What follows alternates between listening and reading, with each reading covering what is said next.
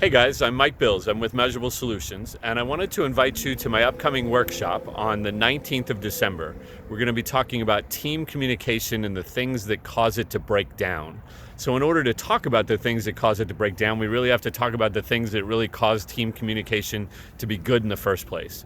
So I get asked quite often, how is it that you're able to be away from your practice so often? How is it that you're able to be outside on a day like today when everybody's inside working? Well, it's really simple. I've built a team, I've got great communication systems in place, and what I do is I make sure that from the time we hire somebody all the way through that we're constantly talking about team communication and we're putting things in place. And I remember those days, not so long ago, a couple of years ago, where things didn't go well on a daily basis. I had staff that were unhappy, I had staff that couldn't talk to each other, and I really needed to learn how to get my staff communicating. So that's what we're going to talk about, is the things that cause communication to break down, and then the things that allow communication to really stay in so that we can be productive.